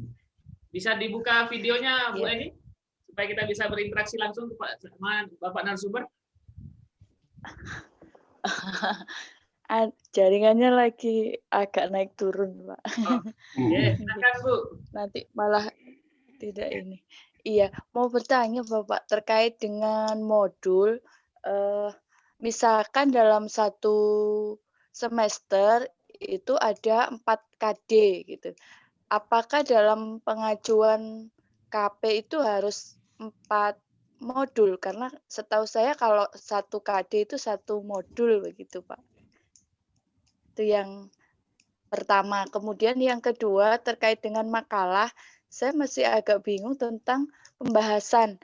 Bedanya pembahasan di makalah sama di PTK itu apa gitu. Terima kasih. Mungkin itu dulu Bapak. Assalamualaikum. Ya, silakan Pak. Baik, terima kasih. Benar yang Ibu sampaikan, 1 KD 1 modul. Tapi kalau ada 4 KD jangan dibuat 4 modul, karena apresiasinya 1 semester hanya 1 modul ya Bu. Kemudian Begitu. Yang terpenting lagi kita cermati, sebenarnya bisa dibaca deh buku yang sudah di-share. Hanya 1 KD itu maksud saya dibuat beberapa KB, ya, beberapa kegiatan belajar ya Bu ya. Oke. Harus dibuat beberapa kegiatan belajar. Jadi kalau 1 modul 1 KB ya enggak mungkin. Baik. Nah, kemudian kerangka isi modul saya ingin kupas dulu sedikit ya. Bahwa pada suatu modul yang disajikan pertama bahasanya itu harus bisa dipahami secara mandiri oleh peserta didik. Kalau modul kan ngomongnya begini, pada modul ini misalnya Anda akan mempelajari, kadang menggunakan bahasa Anda, jadi diajak berkomunikasi supaya secara mandiri peserta didik paham. Apa sih isi modul? Pertama adalah petunjuk untuk siswa. Kedua, isi materi bahasan. Nah, isi materi itu ada uraian materi, kemudian ada contoh. Contohnya diperkaya. Supaya apa sih ada contoh? Kalau Ibu menghadapi peserta didik, itu bisa membuat contoh dengan komunikasi langsung, verbal ya. Karena tidak berhadapan langsung, akhirnya Ibu kasih contoh dalam bentuk paparan. Jadi ada uraian materi, kemudian setelah uraian materi contoh gitu ya, contoh dari penjelasan dari materi. Kemudian ada lembar kerja siswa. Kalau Bapak Ibu hari ini biasanya buat LKS, nah di modul ada lembar kerja siswanya harus ada. Kemudian ada evaluasi. Evaluasi itu untuk pelaku penilaian. Kemudian kalau ada penilaian, peserta didik kan mengerjakan tuh. Harus ada berikutnya kunci jawaban evaluasi misalnya. Kerjakan soal di bawah ini, tapi Anda jangan dulu melihat kunci jawaban misalnya. Nanti setelah selesai, baru ada kunci jawaban. Cocokkan jawaban Anda dengan kunci jawaban berikut. Kalau nilai Anda misalnya sekian, maka lanjut ke KB berikutnya, kegiatan belajar berikutnya. Tapi kalau nilai Anda masih kurang, Anda masih harus mengulang KB 1, misalnya begitu deh. Kemudian pegangan untuk tutor atau untuk guru. Saya ulang, petunjuk untuk siswa, isi materi itu uraian dan contoh, lembar kerja siswa, evaluasi, kunci jawaban evaluasi, dan petunjuk untuk tutor atau untuk guru jika ada. Ciri lain dari modul adalah 1 modul, ingat Bu, terdiri dari beberapa KB, kegiatan belajar, bukan KD. Jadi yang Ibu bilang barusan, boleh enggak ya 1 KD? Jadi 1 KD turunkan menjadi beberapa KB, kegiatan belajar. Ini menjadi ciri. Jadi saya ulang, ciri modul terdiri dari beberapa kegiatan belajar. Jadi KB1, nah, tadi uraiannya seperti yang saya sebut. KB2, nah kira-kira diambil dari mana setiap KB itu? Bisa diambil dari indikator kompetensi dasar ya Bu? Yang pundi Bu, yang Sleman apa? Baik. Ciri lain dari modul itu ya, satu modul ada beberapa kegiatan belajar yang harus diselesaikan dalam kurun waktu tertentu dan setiap akhir kegiatan belajar ada feedback atau umpan balik dan tindak lanjut. Satu modul menyajikan satu materi bahasan, ini yang dalam bahasa Ibu 1 KD, yang merupakan satu unit program pembelajaran tertentu. Sebagai bagian dari modul, buku materi bahasan mempunyai kerangka isi yang tidak berbeda dengan buku pelajaran. Ciri khas modul adalah tersedianya petunjuk lengkap dan rinci agar peserta didik mampu menggunakan modul dalam pembelajaran secara mandiri. Oke. Kalau Bapak Ibu ada baca buku itu ada lampiran untuk contoh modul. Tadi ada pertanyaan lainnya itu, aduh saya lupa ya, apa Pak Dokter ya pertanyaan lainnya? Bu. Makalah tadi, Pak. Makalah. Oh iya bahasa, sorry, iya ingat. Apa sih bedanya pembahasan di PTK dengan di makalah?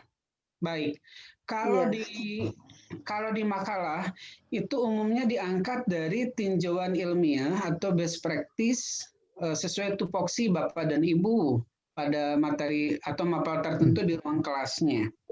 Ya, jadi mengangkat tentang penerapan model pembelajaran untuk materi tertentu misalnya, atau media atau metode. Kemudian di pembahasan itu ada masalah apa, kemudian bagaimana cara mengatasinya, kira-kira gitu. Jadi lebih kepada temuan-temuan yang bersifat proses menyelesaikan masalah dengan penawaran gagasan dari Bapak Ibu terkait media, metode, atau model pembelajaran tertentu, pendekatan. Apa sih bedanya dengan di PTK? Kalau di PTK pembahasannya itu adalah merujuk kepada hasil penelitian. Jadi di bab 4 PTK itu ada dua bagian. Ada bagian deskripsi data atau hasil penelitian, ada bagian pembahasan. Di hasil penelitian itu adalah display data, paparan data tentang siklus.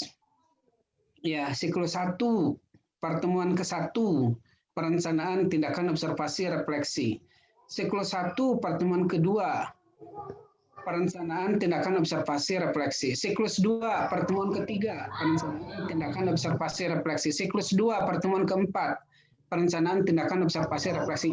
Ini yang saya omongkan misalnya, yang saya bicarakan ini misalnya komponen atau rukun. Itu betul-betul Bapak dan Ibu itu menyajikan data hasil yang diperoleh dari lapangan. Kemudian di pembahasan, misalnya bab 4 bagian B pembahasan, itu membahas bagaimana aktivitas siswa, aktivitas guru di setiap pertemuan. Sebagaimana yang dilaporkan oleh observer, mitra atau sejawat. Kemudian menceritakan perubahan-perubahan aktivitas dari setiap siklus di pembahasan itu ya. Berbasis refleksi itu kan ada perubahan-perubahan. Jadi di pembahasan di PTK itu lebih ke membahas data-data yang sudah disajikan sebagai hasil. Bukan mengulang, tetapi membahas tentang perubahan-perubahan yang signifikan dari siklus ke siklus. Kalau di satu siklus dari pertemuan ke pertemuan, tapi kalau antar siklus dari siklus ke siklus. Perubahan yang terjadi pada proses pembelajaran yang ditandai dalam aktivitas guru dan siswa, perubahan yang ditandai dalam perolehan hasil belajar, misalnya peningkatan dari siklus 1 ke siklus 2, kemudian yang terpenting lagi adalah bagaimana menerjemahkan hasil-hasil refleksi dari setiap siklus sehingga terjadi perubahan-perubahan gitu. Jadi kalau di pembahasan itu bukan mengulang, tapi memang ada bagian data yang diulang, tetapi untuk diinterpretasi Maka pembahasan PTK itu lebih ke menginterpretasi, menafsirkan data, kemudian mengonfirmasi, bisa kalau mengonfirmasi itu apa data yang ditemukan itu dikonfirmasi kepada sejumlah penelitian orang lain yang terdahulu atau dikonfirmasi ke teori gitu. Itu pembahasan. Jadi bedanya kalau di PTK membahas itu betul-betul membahas hasil penelitian. Sementara di makalah yang disebut temuan data dan pembahasan itu lagi-lagi kembali kepada secara terintegrasi, secara menyatu dan langsung bagaimana kita menerjemahkan, menafsirkan dari display data yang ada di dalam satu posisi, misalnya di bab 3 gitu ya, menyatu. Nah, sementara di PTK betul-betul dipisah hasil penelitian, hasil pembahasan. Jadi kalau di makalah pembahasan lebih memungkinkan untuk menyatu dengan secara sekaligus sebagai lanjutan dari temuan. Nah, ini sifatnya adalah analisis atau menguraikan begitu. Dan lebih sederhana. Begitu. Iya, Bapak. Mohon maaf. Untuk terkait Tiang pundi, modul tadi. Ibu Eni tiang pundi? Ya, Pak, Tulungagung, Pak. Tulungagung. Tulungagung, Jawa Timur, Bapak. Nggih. Bapak terkait ini apa namanya modul tadi itu untuk kunci jawaban dari evaluasi itu diletakkan di tiap istilahnya di tiap KB tadi di akhir KB atau boleh diletakkan di nanti di paling akhir dari modul itu. Terus Baik. kemudian yang berikutnya apakah ada batasan maksimal jumlah halaman dari modul itu? Misalkan saya coba bikin ada 50 halaman atau lebih gitu, terlalu banyak atau gimana, Bapak?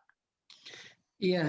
Baik, tentang jumlah halaman itu yang pasti adalah kecukupan. Jadi ada kategori proporsionalitas ya, kecukupan sesuai dengan kebutuhan. Taruhlah misalnya satu KD ini KD-nya termasuk kategori materi esensial di sebuah mapel, maka akan turun menjadi banyak indikator, misalnya menjadi 5 indikator. Satu indikator menjadi 1 KB, maka akan ada 5 KB. 1 KB misalnya 10 halaman jadinya, karena Ibu betapa kaya dalam menampilkan materi dan contoh misalnya. Maka logikanya kalau 5 KB, 1 KB-nya 10 halaman, ada peluang memang sih sampai 50 halaman. Nah, di poin itu memang tidak ada batasan khusus, tapi lebih kepada ketercukupan, proporsional, kemudian kepatutan, dan kelayakan. Begitu. Nah ini. Kemudian satu lagi tadi di awal tentang apa Bu Ani tadi? Jawaban Bapak. Kunci jawaban. Itu seni ya, seni menyajikan. Kalau ada yang langsung di akhir KB kunci jawaban evaluasi, ada yang di akhir seluruh KB baru kunci jawaban. Biar tidak langsung mencontek, karena jangankan murid, peserta didik kita juga kalau baca modul ingin segera melihat kunci jawaban gitu deh godaannya. Maka ada yang menempatkan di akhir saja semua setelah selesai KB. Itu masalah teknis saja. Monggo mau langsung di akhir KB menempatkan evaluasi, atau ada yang setelah selesai seluruh KB baru kunci jawaban evaluasi. Ada yang begitu. Itu style dari asal konsisten ya. Jadi kalau mau di setiap KB, di akhir KB semua. Kalau mau di ujung setelah selesai KB, di ujung setelah selesai KB semuanya. Oh baik. Iya, berarti tidak ada ini ya Pak, tidak ada aturan yang baku untuk itu gitu. Iya. Karena saya sudah terlanjur bikinnya di paling belakang gitu. Keren. Biar tidak langsung mencontek Bu. Iya, pikiran saya begitu. Never mind. Saya sejak 2006 terbiasa menulis modul di Pusdiklat ya, sejak 2006.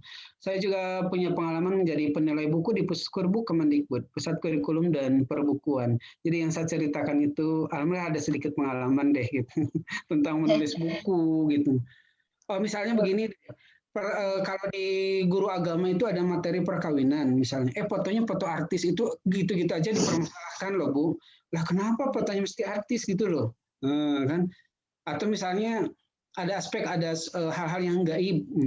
Hal-hal yang gaib itu kan tidak tampak Tiba-tiba fotonya kuburan. Hal-hal yang begitu juga dimasalahkan. Atau mengutip kaligrafi. Kaligrafi itu kan karya orang, tidak disebut sumber. Sudah pasti itu ditolak. Sebelum dilanjut ke penanya berikut, izin saya menyampaikan tentang jumlah publikasi ilmiah. 3A ke 3B, tadi ada pertanyaan di chat nampaknya ya. 3A ke 3B itu belum wajib ada publikasi ilmiah Bapak dan Ibu.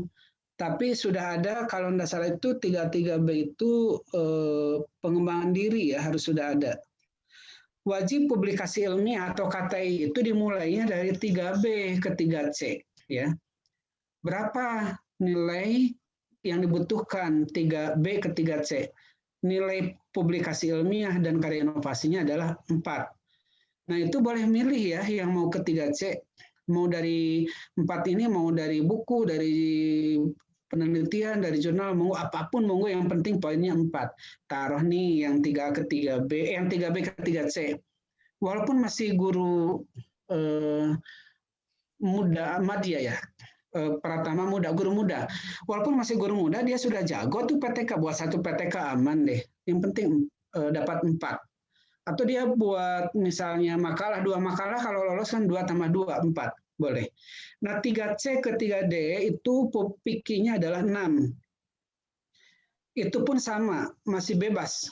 Mau KTI-nya mau apa boleh. Yang penting mencapai poinnya 6.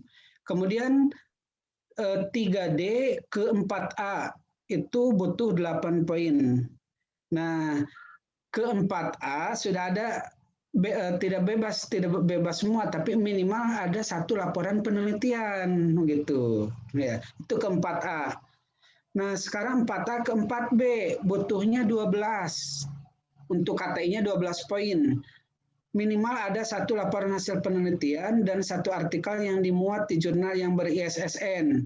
Nah, maka Bapak Ibu yang hari ini 4A dan mau ke 4B, minta tolong untuk kepada Dr. Muhammad Soehardi. Kalau ke saya ada juga, nanti bisa dibantu mau link, bukan link ya, link untuk publikasi ini. Jadi kalau 4A ke 4B ada laporan penelitian, itu sudah wajib. 1 minimal kah? 1 minimalnya. Kemudian ada artikel yang dimuat di jurnal ber-ISSN. Contoh, kalau PTK 4, jurnal nasional sudah 6 poin. Cari 6 poin lagi, bebas dari yang lainnya. 4B ke 4C itu butuh 12 poin. Nah, ada 1 laporan hasil penelitian ya. Oke, untuk ke 4C dan artikel yang dimuat di jurnal yang ber-ISSN. Kemudian 4C ke 4E itu butuh 14 KUM. 14. Untuk ke 4D minimal ada 1 laporan penelitian dan 1 artikel yang dimuat di jurnal ber-ISSN dan 1 buku pelajaran atau buku pendidikan yang ber-ISBN. Mohon maaf, jadi yang mulai wajib membuat buku itu kalau 4C ke 4D ya, itu sudah wajib buat buku ber-ISBN. Ya, kalau masih ke 4C, yang penting ada jurnal, ada PTK gitu ya. Tapi kalau ada buku ya lebih bagus. Hanya sudah wajib banget itu ke 4D. Kalau ke 4E, ini guru utama ya, itu 20 KUM. Minimal ada 1 laporan penelitian dan 1 artikel dimuat di jurnal ber-ISSN, serta 1 buku pelajaran atau buku pendidikan yang ber-ISBN. Baik. Untuk kenaikan pangkat golongan mulai 3D ke atas, Bapak Ibu, jadi mulai 3D ke atas itu berarti 3D ke 4A, ke 4B, dan seterusnya. Jumlah publikasi yang berbentuk diktat, karya terjemah, atau tulisan ilmiah populer, itu ada batas maksimal. Maksimalnya 3 buah. Jadi kalau Ibu Bapak bersemangat membuat diktat, karya terjemah, atau artikel sekali mengajukan jangan lebih dari 3 buah ya. Nah, ini mau diperhatikan yang semangat membuat diktat. Atau buku pedoman guru paling banyak 1 buah. Jadi sekali mengajukan buku pedoman gurunya jangan 2. Kalau buku pedoman guru cukup 1 deh. Untuk setiap periode tentunya. Kemudian laporan penelitian maksimal 2 per tahun. Contoh PTK, kan PTK itu di semester ganjil 1, semester genap 1, maka laporannya maksimalnya 2 dalam 1 tahun, 2 PTK atau kalau PTK. Untuk karya inovatif maksimal 50% dari angka kredit yang dibutuhkan. 50% itu begini. Misalnya 4A ke 4B itu kan butuh publikasi ilmiah karya inovatif itu 12 poin, KTI-nya 12 poin. Kalau ibu bapak gemar dan senang di karya inovasi itu maksimalnya 50%. Berarti kalau sudah dapat nilai 6, sudah, jangan terlalu banyak karya inovasi. Seperti tadi bapak buat media ya, komunikasi, desain komunikasi.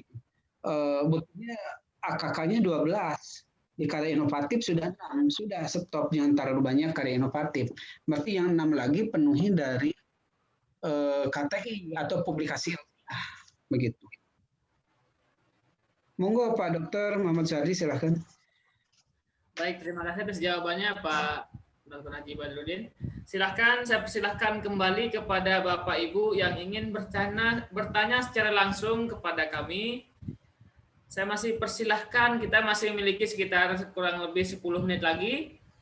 Dan Pak Yani, apa ada pertanyaan secara langsung kembali? Silakan Pak Yani. Ya. Kayaknya ada satu yang belum dijawab tadi Pak Badrudin ya. Pertanyaan nomor 3 itu waktu 2017 itu kami di tingkat nasional itu kan menyampaikan best practice di depan juri, dan itu oleh kementerian dibuat dalam sebuah prosedur. Oh iya. Terbit ber-ISBN gitu. Itu masuk di kategori mana ya? Baik, nilainya 0,2 Pak. Oh iya. 0,2 lumayan. Kecil sih. Kecil Pak. Iya. Proceeding. Jadi kalau Bapak nilai artikel jurnal dengan proceeding masih tinggian artikel jurnal daripada nilai proceeding. Saya juga begitu Pak. Kalau ikut conference, international conference, outputnya proceeding, nilainya kecil. Masih lebih gede jurnal walaupun itu yang nasional, bukan inter. Padahal kalau proceeding saya misalnya international conference, nilainya masih di bawah jurnal yang nasional. Jadi lebih, ya kita inilah pentingnya paham rumus. Mana poin-poin yang gede itu yang dibidik Pak kalau ingin cepat. Pak Imron dari Batanghari, contoh buku pedoman guru sudah di-share. Jadi sudah jelas ya Pak Yani untuk angka untuk proceeding untuk keguruan. Iya, makasih. Ada satu pertanyaan lagi, ada Pak Sutardi yang sudah angkat tangan dan sudah saya bukakan mic-nya. Silakan Pak Sutardi.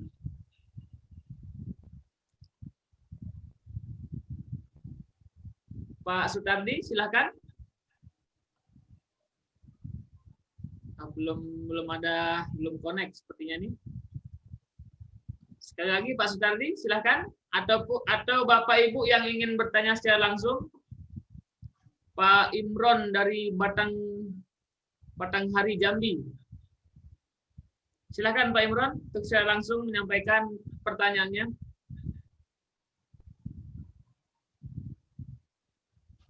Dibuka dulu speakernya ya. Ya, silakan. Assalamualaikum warahmatullahi wabarakatuh. Waalaikumsalam warahmatullahi wabarakatuh. Mau nanya langsung Pak, ini masalah kita membuat umpama contoh pembelajaran, apakah itu bisa jadikan untuk penaikan pangkat Pak, PD pembelajaran atau PTK poin gitu Pak? Pertama, yang kedua, bagaimana cara kita membuat PTK yang bentuk letterisasi Pak, yang data pustaka gitu. Mohon penjelasannya. Terima kasih Pak. Pertanyaan yang nomor 2 kurang jelas Pak. Kemarin waktu beberapa hari yang lalu Pak Badrudin menyampaikan tentang PTK yang tidak menggunakan penelitian Pak, tapi menggunakan pustaka. Itu mohon penjelasannya Pak. Masih. Baik. Terima kasih atas pertanyaan Pak Imron.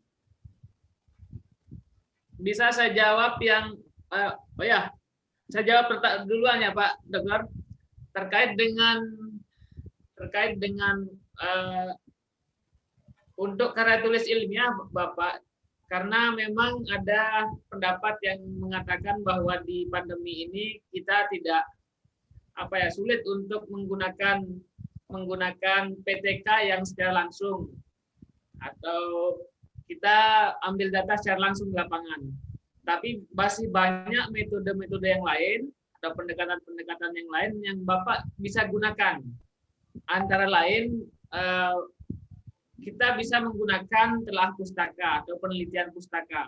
Baik dari kita mengkonversi semua PTK, misalkan PTK itu kita cari yang sejenis ataupun kita ambil yang mirip gitu kan. Nah, kemudian itu kita bahas ya di satu artikel. Jadi cuman kita hanya cari bahan-bahan pustaka, kemudian jurnal-jurnal ataupun buku, jurnal-jurnal PTK misalkan. Nah, kemudian Bapak konversi atau tulis kembali dengan struktur penulisan artikel itu. Misalkan beberapa jurnal yang mirip ataupun relevan itu Bapak ulas kembali di satu artikel, kemudian buat artikel baru, akan jadi artikel baru dari beberapa PTK tersebut. Jadi tidak mungkin kita tidak perlu keluar karena ada salah satu metode yaitu penelitian pustaka. Kalau Bapak, kita akan coba pelajari lebih lanjut itu di kelas berikutnya. Kemudian pertanyaan yang nomor 1 tadi terkait dengan PowerPoint atau bahan-bahan materi. Iya, video Pak Haji Badrudin, apakah bisa digunakan sebagai untuk dijadikan poin di angka kredit? Baik, Bapak Ibu banyak yang mengajukan karya inovatifnya adalah media presentasi PowerPoint. Kemudian nggak ada kebaruan, sama semua guru, itu nggak ada nilai. Ya, semua guru hari ini sudah bisa. Jadi kalau karya itu dipandang sudah populer, bahkan teknologi sekalipun kalau itu hasil beli gitu, itu juga nggak dinilai gitu. Jadi PPT hari ini relatif tidak dapat nilai, apalagi tidak ada kebaruan apa sih yang uniknya dari PPT itu. Belum lagi PPT-nya hanya teks. Ya. Jadi karya inovatif itu adalah hasil pengembangan ilmu pengetahuan dan teknologi atau seni yang memberikan manfaat bagi pendidikan atau masyarakat. Apa saja wujudnya? 1, menemukan teknologi tepat guna. 2, menemukan atau menciptakan karya seni. 3, membuat memodifikasi, nah ini, alat pelajaran atau alat peraga atau alat praktikum. 4, mengikuti pengembangan atau penyusunan standar, pedoman soal, dan sejenisnya. Tadi saya sampaikan, kalau karya seni itu sekarang semua guru boleh buat, jadi diakui walaupun bukan guru seni. Nah, untuk karya teknologi tepat guna bisa berupa alat atau mesin dan program komputer yang dapat dilakukan pula oleh semua guru. Ya. Apa sih karya teknologi tepat guna? Bisa pengembangan bidang sains atau teknologi ini hasil eksperimen, atau model pembelajaran atau bimbingan atau evaluasi, atau alat pelajaran, alat peraga, alat praktikum, tapi harus sesuai dengan tugas mengajar guru. Kategorinya 2, ada kompleks, ada sederhana. Nah, yang pengertian teknologi tepat guna itu karya hasil rancangan Bapak dan Ibu berupa hasil pengembangan atau percobaan sains atau teknologi yang dihasilkan dengan menggunakan bahan, sistem, dan metodologi tertentu dan dimanfaatkan untuk pendidikan atau masyarakat. Nah, Bapak dan Ibu seringnya PPT itu dimasukkan ke alat peraga, tetapi lagi-lagi kalau ingin dinilai apa yang barunya, misalnya tidak ada desain, kemudian tidak ada suara, gambar, artinya tidak bersifat multimedia gitu. Nah, itu cenderungnya tidak dinilai lagi. Tidak ada hal yang unik. Baik. Terima kasih jawabannya Pak Dr. Haji Badrudin. Karena waktu sudah menunjukkan pukul 21.00 lebih WIB, maka malam ini kami cukupkan untuk diskusi secara langsung kami melalui chatting Zoom ini. Sorry. Baik, karena memang waktu sudah menunjukkan pukul 21, kami akan cukupkan untuk sesi diskusi kita pada malam hari ini sekaligus menutup acara kelas virtual Guru Inovatif Indonesia dengan tema KTI Jilid 2. Semoga apa yang kita sudah ikhtiarkan, kita lakukan, kita sharing, mendapat manfaat bersama-sama dan mendapatkan berkah dari Allah Subhanahu wa taala. Dan kita akan bertemu di grup. Tetap kita akan terus silaturahim, kita akan sambung terus komunikasi kita berkaitan dengan kegiatan-kegiatan yang dapat mendukung profesionalisme kita sebagai seorang pendidik. Untuk informasi Bapak Ibu, kita setiap bulan mengadakan kegiatan yang memang kami akomodir dari permintaan Bapak Ibu semua. Tadi banyak yang membahas terkait dengan modul, kami akan coba adakan dan sudah persiapkan pada bulan berikutnya. Saya coba saya screen sedikit untuk informasi saja Bapak Ibu. Kita di bulan Februari ini ada tema terkait dengan e-learning. E-learning kita coba akan optimalisasi lagi, atau kita akan coba gali kembali fasilitas-fasilitas apa saja yang ada di Google Classroom dan di LMS kelas C namanya, kelas C. Nah itu Bapak Ibu bisa perdalam nanti di sana. Kemudian ada terkait dengan modul. Nah ini Bapak Ibu yang sudah bertanya terkait dengan modul tadi, kita akan coba menyusun modulnya. Kita akan coba pelajari bagaimana modul itu dibuat dan RPP. RPP ini Bapak Ibu tentu kita akan coba kembali ulas karena sudah ada yang terbaru, RPP yang 1 lembar. Kemudian nanti kita akan juga pelajari kembali bersama kami kembali terkait dengan materi penelitian best practice dan penelitian literatur. Nah ini untuk sekedar informasi kepada Bapak Ibu semua di kelas virtual untuk bulan Februari. Baik, terima kasih karena pada waktunya juga kita harus sampai di sini di kelas ini. Semoga semua yang kita lakukan mendapatkan berkah dan menjadi catatan amal jariah kita. Akhir kata, terima kasih atas partisipasinya dan terima kasih atas atensinya selama ini. Terima kasih Bapak narasumber, Bapak Dr. Haji Badrudin, atas ilmu yang telah diberikan kepada kami, atas sharing-sharingnya. Semoga menjadi amal jariah kita. Kurang lebihnya dari kami, dari panitia dan pelaksana, mohon maaf jika ada kekurangan, dan kita akan terus sambung silaturahim kita di WA Group.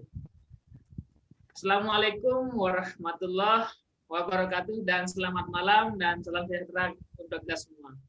Waalaikumsalam warahmatullahi wabarakatuh. Waalaikumsalam. Selamat malam semuanya.